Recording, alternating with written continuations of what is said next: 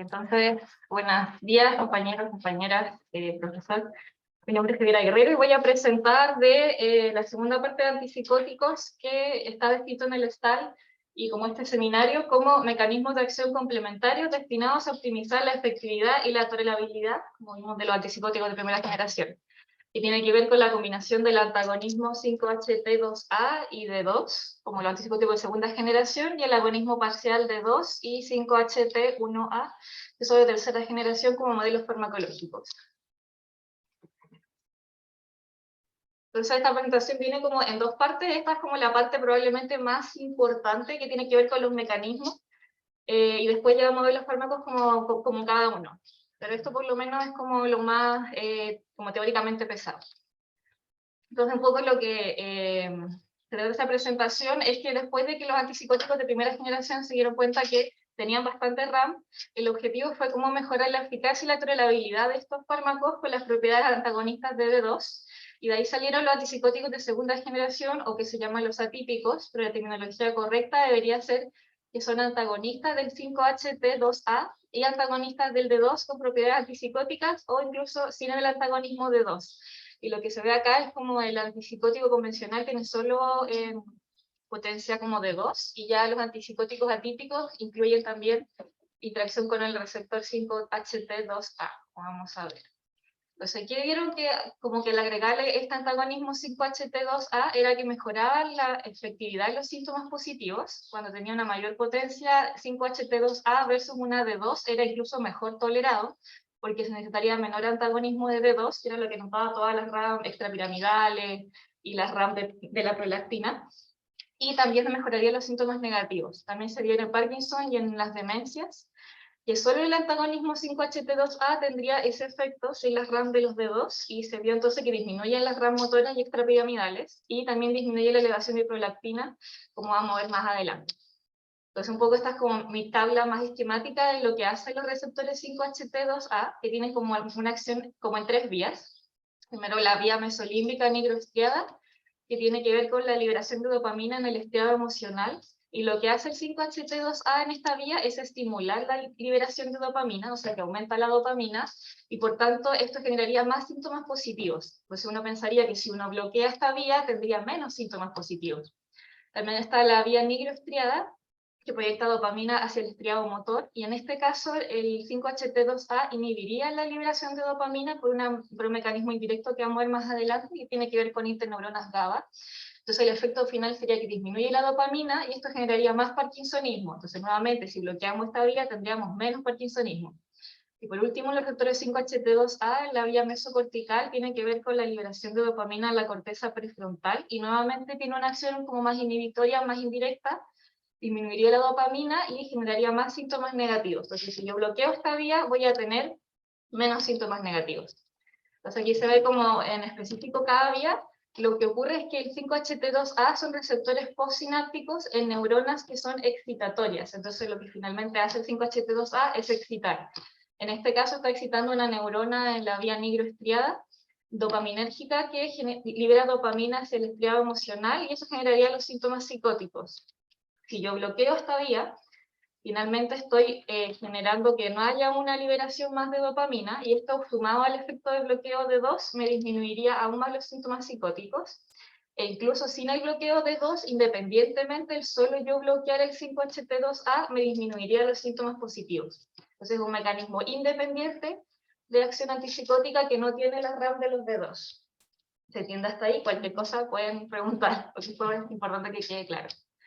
Entonces lo que se vio en los ensayos fue que al adicionar este antagonismo selectivo podría ser más efectivo los síntomas positivos, podría reducir los RAM asociados al antagonismo de D2, e incluso podrían requerir menos dosis de D2. Por ejemplo, esto es lo que vamos a ver más adelante, que tienen menos RAM de D2, y en el parkinsonismo también, porque ahí es sobre todo un problema el antagonismo de D2, porque da más parkinsonismo, tiene un efecto teóricamente mucho mejor. Entonces esta ya es la otra vía, que tiene que ver con la vía estriada motor, y lo que hace nuevamente tiene que ver con neuronas que son excitatorias de glutamato, pero en este caso ellas excitan una interneurona GABAérgica, que lo que hace es que la neurona dopaminérgica que sigue libere menos dopamina, o sea, genera una acción inhibitoria sobre la neurona dopaminérgica, generando más parkinsonismo. Si yo, en este caso, entonces, en vez de estimular que suba la dopamina, hace que se inhiba la liberación de dopamina. Entonces, hay menos dopamina, más parkinsonismo. Si yo bloqueo este receptor, lo que voy a hacer es que haya menos excitación de la neurona GABA, o sea que estoy desinhibiendo la neurona dopaminérgica y va a haber más dopamina. Y en este caso, cuando yo lo pareo con un bloqueo de D2, a pesar de que están bloqueados los receptores de D2, yo voy a tener más dopamina que va a poder competir por esos receptores. Entonces genero menos parkinsonismo y menor necesidad de uso de fármacos anticolinérgicos. Entonces ya vemos que esta es la segunda vía donde el antagonismo tiene un beneficio. Y esta ya es la tercera vía que tiene que ver con la vía mesocortical. Nuevamente estoy estimulando una neurona GABAérgica y esto va a generar una inhibición de la neurona dopaminérgica y va a haber menos dopamina en la corteza prefrontal, lo que va a generar síntomas negativos, cognitivos y afectivos. Y si yo bloqueo este 5-HT2A asociado al antagonismo D2, nuevamente voy a generar menos desinhibición, o sea, voy a generar desinhibición de la neurona dopaminérgica, va a haber más dopamina, y aunque yo tenga bloqueadores de D2, va a haber más dopamina para competir. Entonces, nuevamente, generaría una mejora de los síntomas negativos, independiente de D2. Y se ha visto mejoría en los síntomas negativos en esquizofrenia, y también de síntomas como del ánimo, porque también actúa como a nivel de la corteza prefrontal, solo con el antagonismo de HT2A, y sin embargo igual depende porque todos estos fármacos tienen también propiedades anticolinérgicas, antihistamínicas, entonces eso nos genera un efecto antidepresivo consistente. Y eso, Javi, solo lo pregunto ahora porque después se me olvidó la pregunta. Me parece. No, eso no aumentaba el efecto, no era prosicótico, o sea, mantenía el efecto prosicótico porque son vías distintas. La primera vía es la que es responsable de los síntomas psicóticos, y en general, claro, generaría más psicosis. Exacto, son vías distintas. Porque el otro aumenta, pero en la parte, en la corteza frontal, en vez de la mesolímbica. Por eso son tres vías distintas y se vio que el antagonismo 5-HT2A en las tres vías es positivo. Por eso lo que vamos a ver más adelante con el 1A. Entonces, otra ventaja de estos fármacos es también que reducen la hiperprolactina de esta manera, porque la liberación de prolactina tiene una doble como regulación. La serotonina la estimula mediante el 5-HT2A y la dopamina la inhibe mediante los receptores de D2. Cuando yo usaba un antipsicótico típico, yo bloqueaba el D2, por lo que tenía finalmente ninguna inhibición de la prolactina y generaba la hiperprolactinemia, pero cuando yo asumo el antagonismo 5-HT2A, estoy como anulando el efecto excitatorio, entonces finalmente el efecto es nulo. Entonces lo que se vio es que están estos fármacos que tienen ambos receptores de dopamina y de serotonina, pero igual es un efecto que puede ser no tan consistente, puede ser que no la eleve, hay unos que realmente no, sí generan elevación, es bastante variable. Es un poco con el antagonismo de los 5-HT2A. ¿Dudas? Después el otro mecanismo que se vio, que ya es de los de tercera generación, tiene que ver con los receptores del 5-HT1A y los receptores de 2, pero no como antagonismo, sino como un agonismo parcial. Entonces los conceptos que vamos a ver es que es un agonismo parcial versus un antagonismo, y por qué la adición de un agonismo parcial 5-HT1A, el otro era 2A, genera mejores efectos.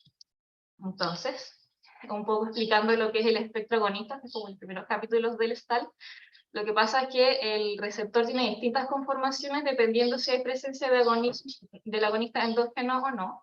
Cuando hay un agonista endógeno, el receptor está como en su máxima potencia como de señal transduccional, y también está el estado cuando está en ausencia de agonismo, que no es que no haya actividad, sino que hay solo actividad constitutiva, que se llama, que es como lo basal. Entonces, ese es el estado en donde no está presente el agonista, versus cuando hay como un agonista inverso. Entonces, lo que pasa es que cuando yo tengo un antagonista, el antagonista lo que hace es generar como el estado no agonista. O sea, que solo hay actividad constitutiva. De hecho, se habla que son los antagonistas silentes, porque si realmente no hay agonista, el antagonista no hace nada. Versus un agonista inverso, que lo que hace es incluso quitar la actividad constitutiva. Entonces, como menos actividad, como negativa. Y al otro lado ya está el agonista, que el full agonist o el agonista completo generaría como la máxima actividad. Y el concepto importante de acá es que está el agonista parcial entre medio del agonista y el antagonista, que va a tener una actividad más intermedia. Entonces lo que se vio es que si yo tengo un antagonista, lo que se habla es como que estoy muy frío, como que finalmente sí estoy y como inhibiendo la psicosis, tengo tan poca dopamina que no tengo síntomas positivos, pero voy a tener RAM de parkinsonismo porque no tengo como dopamina de la vía nigroestriada, y voy a tener también más prolactina porque no tengo para inhibir la secreción de prolactina, versus un full agonista que, si bien no voy a tener RAM, no me va a ayudar con los síntomas positivos, porque hay suficiente dopamina como para estimular la producción de síntomas positivos. El concepto que se habló es de un agonista parcial que tiene un nivel de transducción como intermedio, que se habla como en la justa medida, porque generaría tanto nivel como actividad agonista para disminuir los síntomas psicóticos, para no tener RAM parkinsonianas y para no generar una elevación de prolactina. Ahora, esto es como en la teoría, como el agonista parcial perfecto, vamos a ver que no existe, pero sí hay como ciertos beneficios. Por ejemplo, el agonismo parcial de D2 podría generar menos RAM motoras porque se necesita muy poca actividad de tipo agonista para inhibir las RAM parkinsonianas. Entonces, con esta pequeña actividad intrínseca, o sea que el agonista parcial esté un poquito hacia el agonista, pero más pegado al antagonista, yo puedo inhibir ya las RAM parkinsonianas, por eso son muy atractivos en el parkinsonista, ¿verdad? Y ahí es como se ve como los antagonistas de la 5-HT2A o los del D2 en general son más antagonistas, versus los agonistas parciales que ya van más hacia el espectro agonista, y los que se usan en Parkinson están casi pegados al espectro agonista porque yo no quiero RAM parkinsoniana. Si me voy muy ser antagonista, tengo más RAM parkinsoniana. Eso un poco. ¿Ya? Y después, ¿por qué los agonistas parciales también generarían menos hiperprolactinemia? Es por la misma vía nuevamente, yo tengo la doble regulación, pero el agonismo de 2 claramente me va a bloquear la dopamina, voy a tener esta doble estimulación, pero el agonismo parcial va a generar cierto grado de actividad agonista que va a igual bloquearme la vía. No es como un antagonismo de 2 como este, sino que igual me genera cierta inhibición, aunque yo no tenga este otro, como era el otro caso. ¿Sí? ¿Se entiende?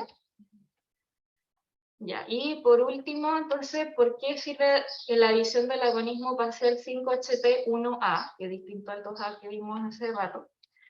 Se vio que el agonismo parcial del 5-HT1A funciona igual que el antagonismo 5-HT2A, que vimos al inicio. También se opone a los efectos del D2, pero solo en dos vías, en las dos últimas, no en los síntomas positivos. Hay una menor evidencia en ese caso, y también generaría como que aumente la dopamina y que no se genere tantas RAM. Entonces, como vimos, esta es la vía que generaba los síntomas parkinsonianos, que los antagonistas del HT2A, yo bloqueaba esto y aumentaba la dopamina. Lo que hace el agonista parcial del 5-HT1A es que estos están en neuronas que también son piramidales, pero tienen un efecto inhibitorio. Entonces yo no estoy activando la neurona del glutamato, sino que la estoy inhibiendo. Entonces al final estoy inhibiendo la interneurona y así genero más dopamina. Es como otro freno más. Porque el 5-HT2A era excitatorio, este es inhibitorio. ¿Ya? Y entonces, si yo lo pareo con un agonismo o un antagonismo de 2, nuevamente me va a generar eso de que igual tengo más dopamina disponible, no voy a tener tantas RAM. Y lo mismo en la vía mesocortical, que los antagonistas 5-HT2A yo generaba un bloqueo de la inhibición y generaba más dopamina. El 5-HT1A también genera una disminución de la excitación de la neurona GABAérgica y también generó mayor dopamina. Entonces es como lo mismo, pero es otro receptor. Y este no es un antagonismo, sino que es un agonismo parcial. ¿Sí? Entonces si yo lo pareo nuevamente con un antagonismo parcial en D2, generaría más dopamina disponible. Pero como decía la Vale, por ejemplo, este no tiene efecto en la primera vez que vimos, que es la de los síntomas positivos. Ya, solo en el...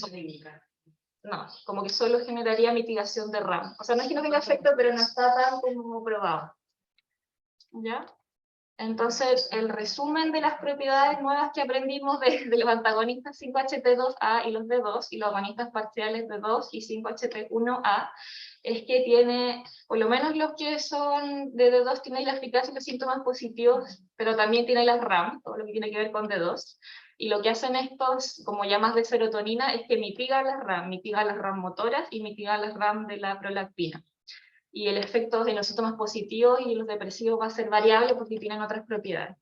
Y lo otro importante de esto que vamos a ver es que importa mucho la potencia del receptor. Entonces, ¿se acuerdan? Potencia es como la afinidad por el receptor. Entonces, lo que hace el escala es ordenar de izquierda a derecha, como los que tienen más potencia están a la izquierda, los que tienen menos potencia están a la derecha. Y casi todos los antipsicóticos atípicos muestran una mayor potencia por los 5HT2A que los D2. Entonces, a excepción de los agonistas parciales de D2, pero lo que pasa ahí es que se compara la potencia de D2 con 5HT1A. Para explicar esto, hay monitos. Entonces, como podemos ver, en la línea roja está marcado como la afinidad de 2, y vemos que en general el 5HT2A, hay más afinidad por 5HT2A que por D2. Tanto quetiapina, la clozapina, mucha más afinidad, y la risperidona, por ejemplo, vemos que también, aunque es poco, pero también hay una mayor afinidad por 5HT2A, o sea que generó menos RAM de D2. Y este es un agonismo parcial, es el que tiene la lipitrazol, que como vemos, tiene más afinidad por D2, pero es comparable a la afinidad por 5HT1A, y ahí es como mitiga la RAM. ¿Ya? Entonces, siendo estas drogas tan distintas, debería ser como un solo antipsicótico típico, deberíamos considerarlos como una misma clase, o son múltiples clases, y la verdad es que también tenemos incluso más diferencias, por ejemplo, en el grado de separación que se ve entre el 5HT y el D2. La diferencia entre la potencia también habla de que a dosis antipsicóticas voy a tener una menor ocupación de los receptores de D2, entonces tengo menos RAM. Entonces los primeros, por ejemplo, estos que tienen el mayor grado de separación, son más tolerados que, por ejemplo, la risperidona, que están más pegados y tienen más RAM de D2. Entonces, solo se asemejan en que tienen unión a D2 y tienen unión a algún 5HT, ya sea 1A o 2A. Y el resto, en general, son todos distintos los antipsicóticos atípicos, pero los juntamos en un grupito. En fin, otras propiedades, entonces tenemos que tienen bloqueo de recaptación de dopamina, antagonista alfa, antagonismo de D3, que vamos a ver igual un poco, y también tiene que ver con las otras RAM que tienen los otros antipsicóticos que ya conocemos, antihistamínico, anticolinérgico, como los antidepresivos. Eso es como lo teórico de los fármacos, no sé si quedan dudas. Ya, entonces, lo otro que vamos a ver es la revisión individual de cada fármaco, y lo que hace el STAL es ordenarlo en 4, no 3, pero grupos que están las pinas, muchas donas, 2 PIP y un RIP. Entonces, la clozapina, que es la primera, tiene un antagonismo de 2A y 5HT2A, y tiene otros efectos también en los alfa y los histamínicos. En general se considera como el gold standard de la eficiencia en esquizofrénica, o sea, en esquizofrenia, mejorando la mayoría de los casos de esquizofrenia refractaria, e incluso tiene la posibilidad de lo que se llama un awakening, que es que el paciente retorna casi a la basalidad en todo lo que es cognitivo, lo que es social, como que recupera su funcionamiento, pero es algo raro. Pero no es la primera línea porque tiene muchas ramas, como vamos a ver y como ya conocemos. Se usa en esquizofrenia y en TAP refractario. Es el único que tiene reducción de riesgo suicida en esquizofrenia y en los trastornos esquizoafectivos, y también se puede usar en agresión y violencia en la psicosis o en trastornos orgánicos cerebrales. Es un mecanismo desconocido, es probable que no tenga que ver con D2, y se habla de un mecanismo como hit and run, que se disocia rápido del D2, entonces generalmente tiene menos RAM de D2, menos RAM motoras, menos disquinesia, e incluso podría mejorar la disquinesia, y hiperprolactinemia tampoco tiene. De las RAM, entonces, no se usa mucho porque tiene muchas RAM exclusivas, incluso desfavorables. La más fatal, o sea, la posiblemente fatal, es la neutropenia, que se da un 2,7% de la granulocitosis, es desconocido por qué. La miocarditis, que se suele presentar en las primeras 6 semanas, y la cardiomiopatía es un efecto como a largo plazo. El TEP también es un riesgo, las convulsiones con dosis mayores a 600 o niveles de 500, RAM metabólicas como todos los antipsicóticos atípicos, cialorrea por un antagonismo potente de los antimuscarínicos, más que nada en dosis altas, sedación, constipación muy frecuente, sobre todo si se asocia con anticolinérgicos, fiebre que es benigna y autolimitada, y taquicardia, hipertensión, muchas ramas.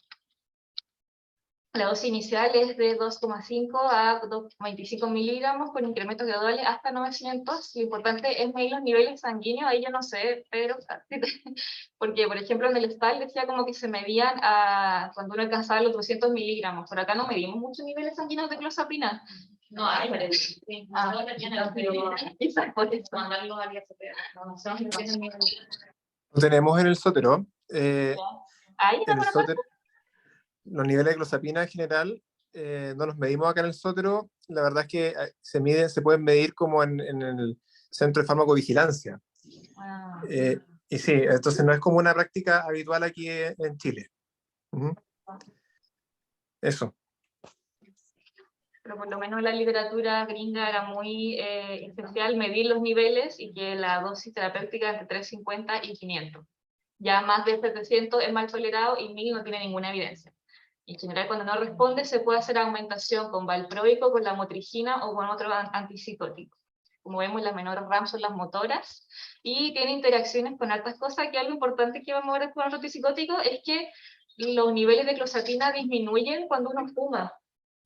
¿Bajan? Sí, bajan. Bajan los niveles de clozapina con el cigarro y la exposición al cigarro. Incluso si el paciente empieza a fumar después de usar clozapina, por ejemplo, puede recaer. Dijiste que la aumentación es con valproico, la motrigina y otro antipsicótico. La vía media, bueno, también interacciona con otros como antidepresivos, paroxetina, duloxetina, que aumentan los niveles de clozapina. Tiene una vía media bastante variable, se podría dar en varias dosis, pero se suele dar una dosis en la noche, comprimidos de hartos miligramos, y en general se hace un test premio de hemograma con una RAM de al menos de 1500, y un seguimiento, como ya sabemos, periódico. No hay estudios en embarazo y no requiere el ajuste renal ni hepático. Y aquí está como la tabla que se utiliza en la literatura más internacional, pero es igual que los cortes que tenemos nosotros de la alarma 1, 2, 3. Entonces, con menos de 1000 se suspende la clozapina. No se reinicia hasta tener más de 1000 de RAM. Después está la olanzapina.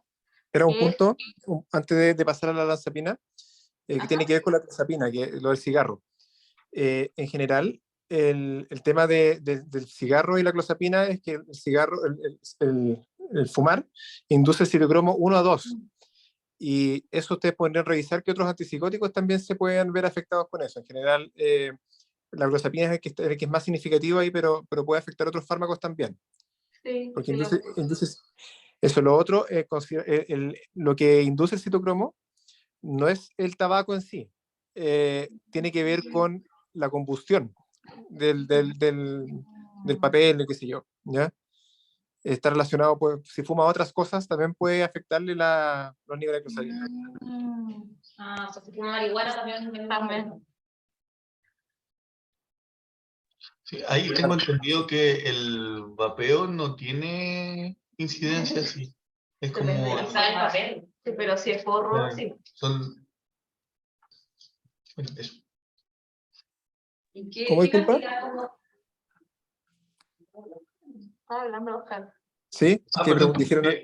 Sí, que tenía entendido que podía ser en general las cosas como el humo o como el producto de combustión, pero que tengo entendido que los vapeadores o estos cigarrillos electrónicos no darían como interferencia con eso. Claro, no debiera, porque por lo mismo, porque es la combustión. Exacto. Perfecto. Y por ejemplo, acá los pacientes hospitalizados que fuman 6 cigarros al día, ¿influirían algo? Claro, mira, sí influye. Ahora lo ideal es que uno, cuando titula la dosis de clozapina, trate de hacerlo con el paciente fumando lo que va a seguir fumando. Lo que se hace habitualmente no es como indicar la suspensión del tabaco, sino instalar la dosis y llegar a una dosis con la que el paciente está bien fumando lo que fuma habitualmente. Entonces eso, sí. Y sobre los niveles, en general, las indicaciones más habituales para querer ver niveles de clozapina es cuando uno sospecha mala adherencia o metabolización rápida o lenta, digamos, como problemas, alteraciones en la metabolización. Incluye también eso, consumo de, por ejemplo, tabaco, que puede haber cambiado ahí los niveles.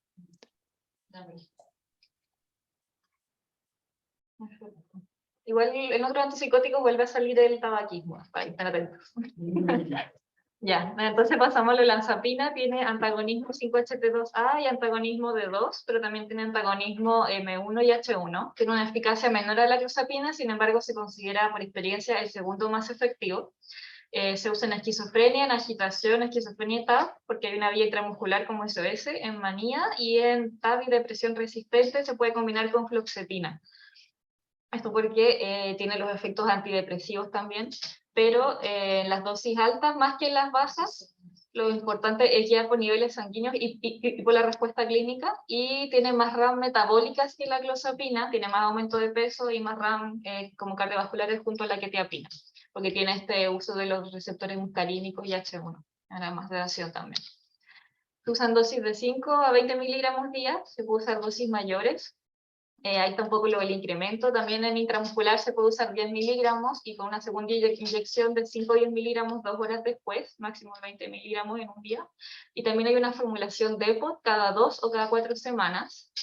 Y se habla que se han usado dosis mayores, por ejemplo, bueno, hemos visto acá como de olanzapina 30 miligramos para las psicosis refractarias, pero se puede usar incluso hasta 90 si se usa en un corto plazo, pero hay que monitorizar los niveles y el electrocardiograma. Interacciones también tiene parecidas a la clozapina, también disminuye los niveles con el tabaquismo, y en el embarazo no hay estudios categóricos, requiere un ajuste hepático, y como vemos tiene muchas más RAM en el sentido de aumento de peso y de sedación. Ah, eso es importante, porque el H1 es que se da. El H1 seda. El M1, H1 también es como peso. Y después de las pinas, la quetiapina también tiene antagonismo HT2A y D2 sumado a otras propiedades a diferentes dosis. Esto es como que tenemos, más que el antagonismo de 2, importan las otras propiedades. Es más que una droga para psicosis, sirve para hipnótico, tratamiento de depresión y ansiedad, y es el preferido en el Parkinson y en la demencia de cuerpos de Lewis, porque tiene menos antagonismo de 2. La acción final entonces va a ser sumativa de su metabolito activo, que incluso tiene una acción como antidepresiva, como recapturar la noradrenalina, y también tiene efectos antidepresivos per se, con todos estos receptores. Entonces, lo que plantea el PAL es que es como 3 drogas en una, con distintas dosis, como de ricitos de oro, el oso pequeño, el oso mayor. Entonces, con una dosis de 50 miligramos tenemos más potencia del anti-H1, como veíamos, entonces da más sedación. Sin embargo, igual está como segunda línea como hipnótico. Después la dosis hasta de 300 miligramos tenemos ya más el efecto de la noradrenalina, de la recaptura de dopamina, de la serotonina, y se puede asociar o no a un antidepresivo, y tiene al final como una triple acción, como un triple antidepresivo más la función hipnótica. Entonces sirve harto para las TAB y para las depresiones monopolares, asociado o no a otro antidepresivo. Y ya con dosis de 800 miligramos se habla de que hay una ocupación total de los otros receptores, y es importante la ocupación de 2. Entonces ella tiene más acción antipsicótica en esquizofrenia, en manía. No tiene RAM motora ni de hiperprolactinemia, porque como tiene muy poca ocupación de 2, y lo metabólico es más moderado. Las dosis son muy variables, 25-800 miligramos, y está como las cápsulas de liberación inmediata, que se da 2 veces al día, y la liberación prolongada se da solo 1 vez al día. La acción en general se ve como en 1 semana, pero se puede esperar hasta 4 o 6 semanas para ver un efecto en el comportamiento.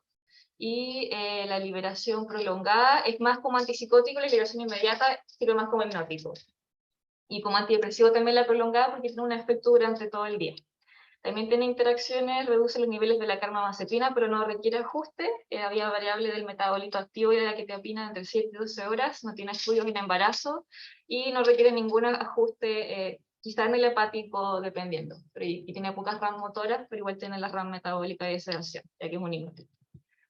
Después está otra pina, que es la asenapina. Esta estructura es similar a la mirtazapina, tiene una similitud teórica, entonces también sería como un antidepresivo, pero además tiene acciones antipsicóticas y antimaníacas. Tiene RAM como sedación metabólica y motora, y también está en una formulación transdérmica. Es una pastilla que no se puede dar vía oral porque no se absorbe, entonces lo que se hace es que se da sublingual, y tiene una absorción rápida, sirve como un SOS, y en general es de una capacidad limitada porque la boca no es tan grande, entonces se puede dar en 2 dosis al día. pero genera como pérdida de sensibilidad en la boca y no se puede comer ni beber nada después de ello. Tiene una vida media de 24 horas, también aumentan los niveles con fluvoxamina, interacciona con otras cosas como los betabloqueadores, la codeína, y no hay estudios categóricos en el embarazo, pero sí se ha visto en los animales que hay como cierto daño. Y no requiere también ajuste, pero no se recomienda en falla hepática severa.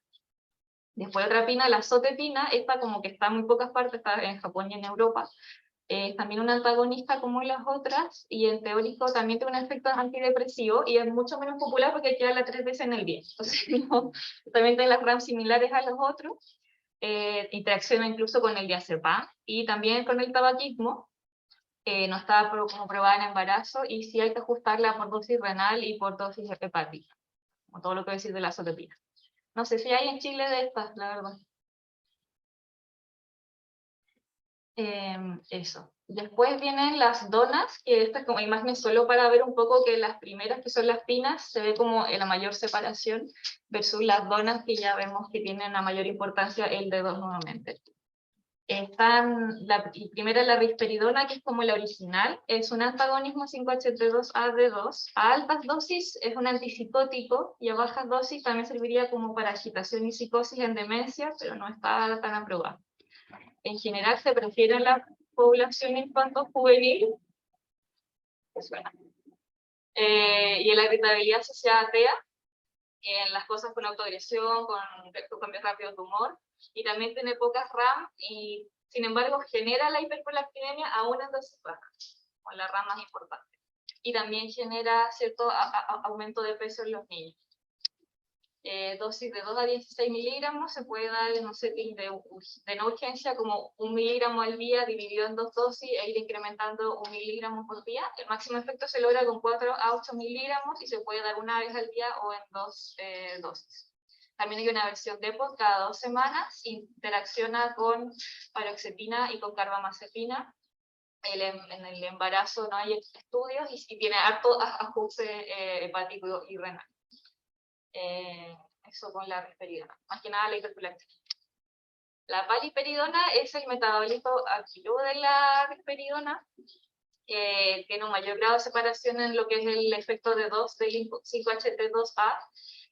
No tiene metabolismo hepático, por lo que interacciona con menos cosas que la risperidona, se elimina solo renal y pasa mejor la barrera hematoencefálica, se usa en esquizofrenia, y sus RAM son igual que la risperidona, metabólica moderada, pero con menor sedación. Hay unos comprimidos de liberación prolongada. A diferencia de la risperidona, que se da como 2 veces en el día, la paliperidona se da solo una vez y tiene como menores fluctuaciones en el plasma. La dosis de 3 a 12 miligramos se inicia con 6 en la mañana y se va subiendo. Existe un depot, no tiene estudios en el embarazo y requiere también el ajuste como la risperidona. La ciprasidona es parecida también, un antagonismo 5-HT2A y D2, se usa en esquizofrenia y en manía. Las RAM, las metabólicas, tiene casi ninguna RAM metabólica. Se habló que prolongaba el QT, pero no lo prolonga, y también tiene muy pocas interacciones, como la con mejor perfil adverso. Las dosis son de 40 a 200 miligramos, tiene una acción corta, así que hay que darla 2 veces en el día, y hay que darla con comida. No se puede dar si no se da con comida. Y también hay una versión intramuscular. Nuevamente requiere un ajuste, en el embarazo no se da, no requiere ajuste, y se contraindican pacientes con prolongación del QT.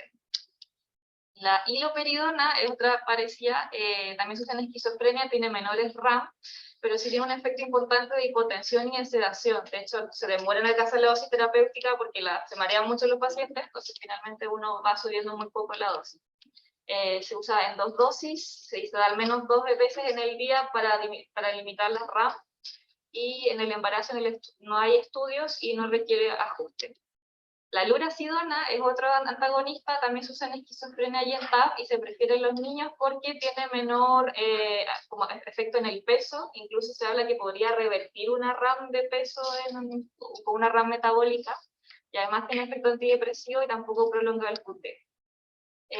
También hay que darla con comida, no se puede tomar con jugo de pomelo, porque aumenta los niveles, pero sí hay que darla con comida.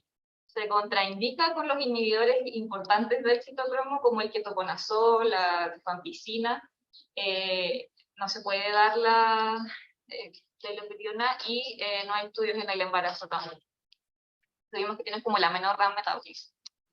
Después la lumateperona es la única RONA, un antagonista también como los otros 5HT2A-D2, tiene una menor ocupación de D2, tiene menos o mínimas RAM motoras, es un mecanismo desconocido que no quiero entrar en esto, pero es como que tiene un efecto post y presináptico distinto que genera un mejor, como una RAM motora.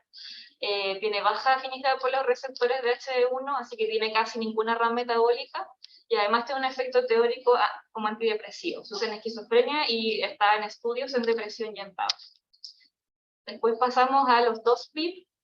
El aripiprazol ahora ya no son antagonistas, sino que es un agonista parcial de 2 y 5HT1A. Tiene como combinación justa de agonismo parcial, tiene menores RAM motoras, sin embargo puede dar acaticia y reduce la prolactina. Se usa en esquizofrenia, agitación, en manía, y también se puede usar como un coadyuvante para depresión. Tiene una menor afinidad H1M1, entonces tiene menos sedación y es preferido como en los niños porque tiene menor aumento de peso. Se da dosis de 10 a 30 miligramos, en depresión, en TEA y en Tourette son distintas. Hay una formulación intramuscular que se puede dar como un SBS, también hay un Depot cada 4 o 6 semanas. Es usado como en niños porque mejora la adherencia, o en psicosis de inicio temprano, y normalmente interacciona con claritromicina, ketoconazol, carbamazepina. Sin embargo, en el embarazo hay ciertos estudios en animales de teratogenicidad. Y si uno hace el switch desde otro antipsicótico, uno, antes de bajar el otro antipsicótico, tiene que llegar a una dosis moderada de aripiprazol. Y después puede disminuir el otro. Tiene menos RAM y no requiere ajuste. El brexpiprazol, el siguiente después del aripiprazol, también tiene un potente antagonismo 5HT2A. Entonces tiene menos RAM motora que el otro, genera menos acaticia que el aripiprazol. Tiene un efecto teórico antidepresivo, se usa en esquizofrenia, no en manía aguda bipolar, y se ha visto también que se puede usar en demencia. Y también incluso se está hablando de usarlo en el trastorno de estrés postraumático combinado con un ICRS. O sea, entonces de 2 a 4 miligramos, y tiene una vía media súper larga. Incluso también interacciona con hartas cosas, e incluso no requiere ajuste por lo menos con la paroxetina y la fluoxetina, tiene pocas RAM y en el estudio, en el embarazo no hay estudios como categóricos. Sí hay que ajustarlo renal y hepáticamente. Después, una RIP, que es la cariprazina, también es un agonismo parcial 5HT1A-D2, tiene menos RAM motoras igual que el brexpiprazol, tiene un efecto antidepresivo teórico, y aquí sale otro receptor que es el D3, que tiene que ver con mejorar los síntomas negativos. Se usa en manía y en esquizofrenia, tiene un perfil favorable de RAM, se usa en dosis de 1,5 a 6 miligramos, tiene una vida media súper larga. Esto se habla que es como un Depot oral, que la vida media dura como semanas. Entonces se puede usar casi como semanal o bisemanal, y si el paciente salta una dosis no es tan terrible. Y tiene un metabolismo súper lento. En el embarazo también se demostraron en animales como efectos como teratogénicos, y requiere ajuste renal y hepático. Y esto es como lo último para recuperar esa atención. Es importante que antes de iniciar un antipsicótico atípico, lo que recomienda el prescriber es medir el peso del paciente y hacer un seguimiento del IMC, junto con una historia familiar de todo lo que son factores de riesgo cardiovasculares, diabetes, hipertensión. Medir la circunferencia de cintura, la presión, la glicemia en ayuna y el perfil lipídico, determinar si tiene algún diagnóstico como morbilidad y derivar a un tratamiento nutricional si necesario. Monitorizar el IMC por lo menos 3 meses y después cuatrimestral el perfil lipídico mensual por varios meses en pacientes con riesgo metabólico, pedir la presión arterial, la glicemia en ayuna y el perfil lipídico por lo menos los primeros 3 meses, y después puede ser anual o se puede monitorizar antes si es que hay un aumento de peso del 5%. Si hay una complicación metabólica hay que considerar un switch, y siempre hay que estar atento a la cetoacidosis diabética aún en pacientes no diabéticos. Se piden estudios de pruebas hepáticas, electrocardiograma, examen físico, el estado cardiovascular, y en pacientes que desarrollan náuseas, vómitos o anorexia durante el tratamiento es importante monitorizar las pruebas hepáticas. Por eso Y esto sale como extra también, que es importante, que habla como de la ganancia de peso y la disfunción metabólica asociada al antipsicótico. Los que más tienen RAM metabólica son la olanzapina, la quetiapina y la clozapina. Y en el otro extremo está la lurasidona, la lipiprazol y el dexpiprazol como los menores RAM metabólicos. Y también para disminuir los efectos, o sea, como las cosas más antidepresivas, el aripiprazol, la glutationa y el dexpiprazol tienen efectos antidepresivos y pueden ser una mejor oportunidad, o sea, una mejor opción para tratar una depresión coadyuvante. Y si se requiere sedación, la quetiapina y la olanzapina son los que tienen mejor afinidad por H1. Sin embargo, también aumentan de peso, por eso más sedación, pero también aumento de peso. Eso, sí.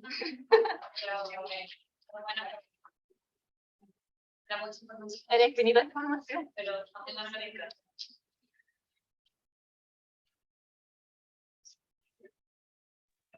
Eso, muy bien. Y a ver, algunas cosas, como para aterrizar un poco el conocimiento a la práctica clínica habitual. ¿Se escucha, cierto? ¿Sí? Sí. Eso, mira, bueno, buena presentación. El tema de farmacología es un poco árido, en general. Es una cosa que van a tener que estar como, lo van a ver durante toda la beca y después también, y sobre todo yo creo que la mayor parte, lo más complicado es entender esto como de las distintas vías, ¿cierto? Cómo el bloqueo de 5-HT2 tiene distintos efectos según la vía en que actúa.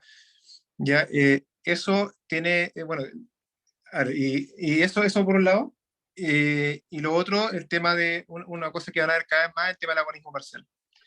De la aripiprazol, entender lo siguiente, es un muy buen fármaco que se usa para varias cosas.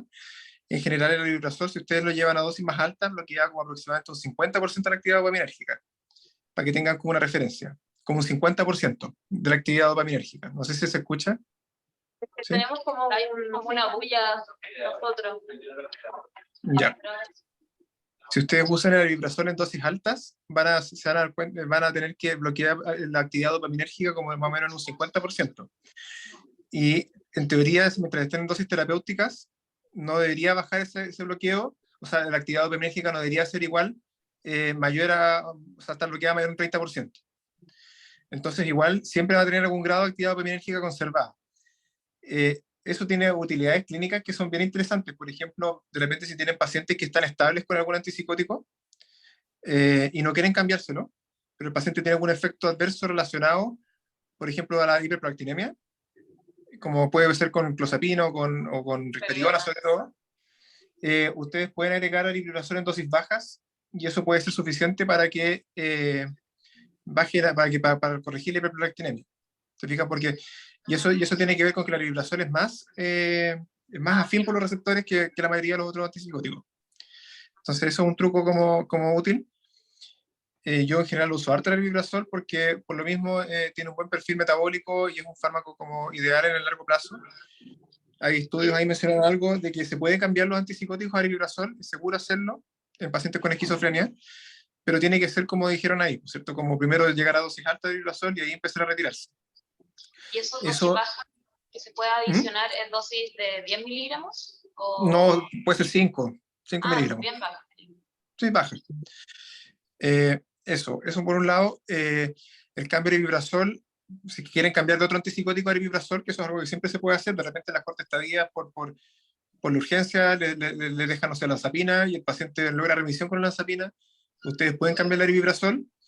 Lo que sí hay que considerar que el aripiprazol, ese cambio habitualmente también se puede asociar a mayor tasa de abandono de tratamiento. Entonces igual hay que seleccionar los pacientes con los que uno quiere como hacer los cambios, porque si el paciente ya tiene un tema de adherencia complicado, hay que tener eso en consideración. Ahora yo quería aprovechar de aterrizarles un poco como algunas cosas clínicas que mencionaron. Principalmente como las diferencias que se describen como el STAL y otras cosas y otros estudios como más chicos, que son habitualmente como de la industria farmacéutica en relación a la efectividad o diferencias de efectos adversos. Porque teóricamente, claro, hay algunos fármacos que son mejores como en términos de efectos adversos que otros.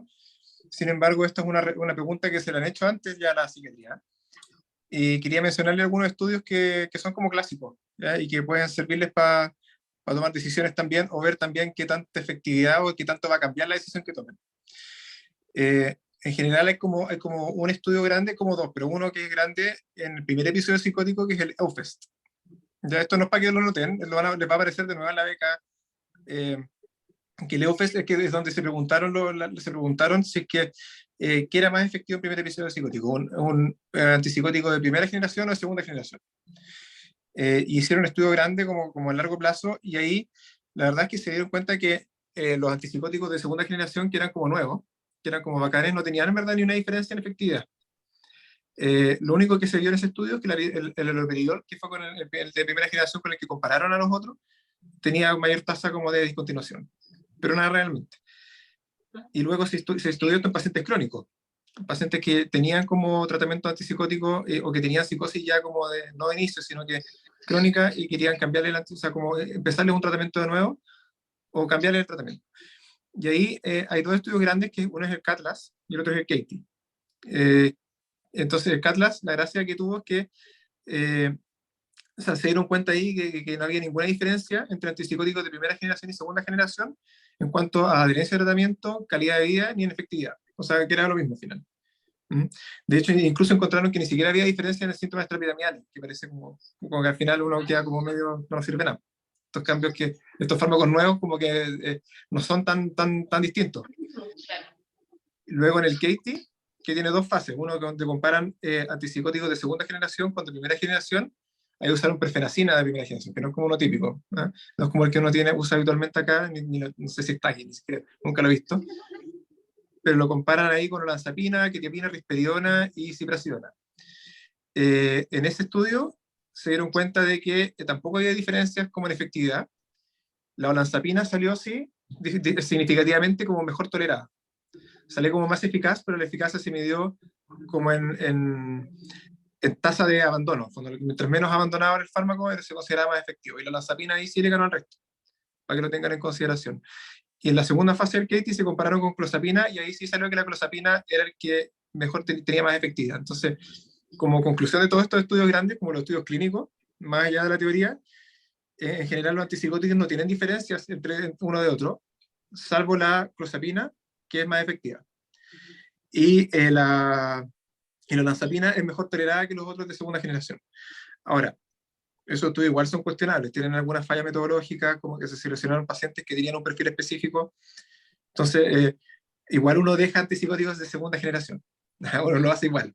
Uno igual como que considera esto de que el Nestal, esta es información relevante y tienen que saberla, pero también como siempre cuando se vean en casos que tengan que pensar como cosas alternativas, teniendo en cuenta que clínicamente, como los números grandes, el efecto que uno pueda que uno pueda suponer de estos distintos tipos de fármacos es cuestionable también. Eso. Yo tenía Entonces, una duda. pregunta. La quetiapina en general como que no se usa tanto como antipsicótico porque para que tenga ese efecto hay que llegar a dosis muy alta, y eso a costa de más efectos secundarios, ¿o no? Así es. Sí. Y si la risperidona, porque decía de 2 a 16, acá yo he visto que en general uno llega como a 6 miligramos, creo. No. Mira, por ahí, y uno no sube mucho más. No sé si en la práctica, como, claro, o yo incluso pacientes míos hasta 6 miligramos y después los cambian. ¿Se ocupa en la práctica hasta tanto o uno prefiere cambiar? mira, es raro. En general, a ver, cuando tú podéis saber si está uno lo deja hasta una dosis que uno cree que tiene un efecto antipsicótico. Y en general eso está estudiado como en los efectos del bloqueo dopaminérgico, como que tiene fases. Y la etapa antipsicótica, como que el rango de efecto antipsicótico en general es antes que el rango de efectos de síntomas extrapiramidales. Entonces, si tenía un paciente que le da risperidona y llega a 3 miligramos y el paciente no tiene respuesta, pero es que al mismo tiempo no tiene ningún síntoma extrapiramidal, nada de temblor, nada de rigidez, tú supones que tal vez lo puedes subir más. Ahora, si tienes un paciente que le deja risperidona y el paciente tiene rigidez o está tembloroso, tiene algún grado de parkinsonismo, tú la verdad es que supones que subirla más es más efecto adverso y ya no sirve más. No le sirvió nomás. ¿Ya? Yo en general no llego habitualmente a 6 miligramos. En general 6 miligramos son pacientes donde el uso de la risperidona tiene que ver más que con psicosis, como con manejos conductuales de pacientes muy graves, pacientes así como con autismo, he visto que uno como que puede llegar a esas dosis. No es lo habitual. Ya. Ujú.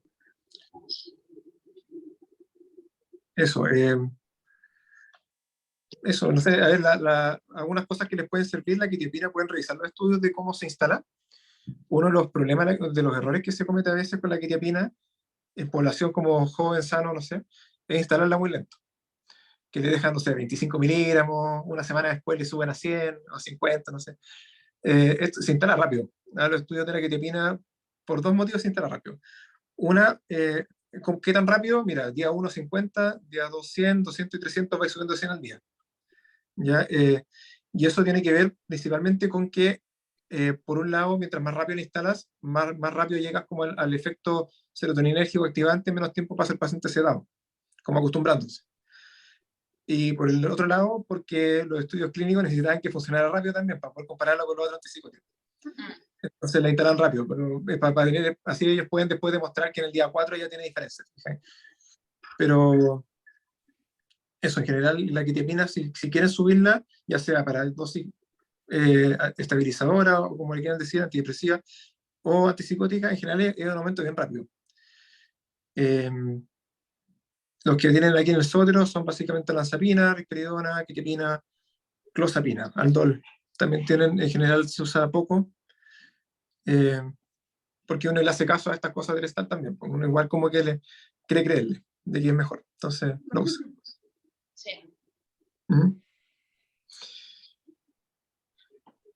Eso, ¿más dudas? Yo no. ¿Y las otras no están disponibles? Las cosas ¿Cuál? extrañas. La iloperidona, la uracidona. No, miren, aquí van a tener, bueno, lipirazol tienen, yo uso harto lipirazol, y el que tienen también es ciprasidona. La ciprasidona es súper bueno en teoría. Yo lo he tenido que usar una vez aquí, con una paciente que en verdad no estaban funcionando las otras cosas, bipolar, en ese caso, trastorno bipolar, esa era la indicación, pero la verdad es que se acaba el stock, entonces no lo voy a usar más. No, y hay que comprarla, la caja súper cara, como 90 lucas, 80 lucas, entonces no es como va a mandar a la paciente a comprar ciprasidona. Pero aquí sacar stock, entonces eso es la teoría igual. No la Dexpiprazol hay también, ¿o no?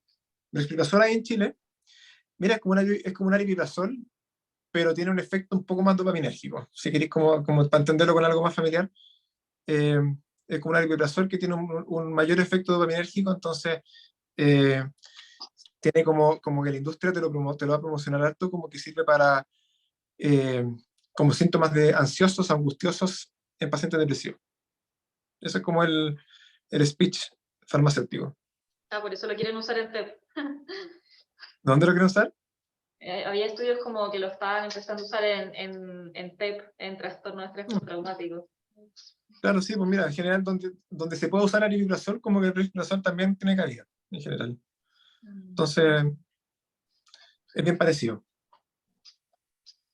Uh-huh. Yo no soy experto en aripiprazol tampoco, ¿eh? Pero he leído un poco y he estado en algunos como, no sé, seminarios donde hablan de aripiprazol y es parecido al aripiprazol. Como que no, si entiendes el aripiprazol, entiendes también el aripiprazol, probablemente. Uh-huh. Y el aripiprazol salía como que estaba como off-label para el trastorno de ánimo bipolar, como me llamó la atención, que igual lo usamos algo. Mira, pero tiene evidencia, ¿no? No estoy seguro, claro, es que el tema de si está label o no, tiene que ver con la aprobación FDA, pero tiene evidencia de que funciona. Ya, depresión y manía, o sea, no, es un... Sí, tiene evidencia para los dos tipos de episodios. Y para episodio mixto también tiene evidencia. Entonces, como que en verdad sirve en cualquier fase bipolar, te sirve la vibración. Uh-huh. Okay. Yeah. Eso. Bueno, muchas gracias. No sé, supongo que no hay más dudas, no escucho nada más. No, gracias. Eso, muchas gracias. A mí también me sirve repasar estas cosas. Chao, que estén bien. Chao, gracias, que estén bien.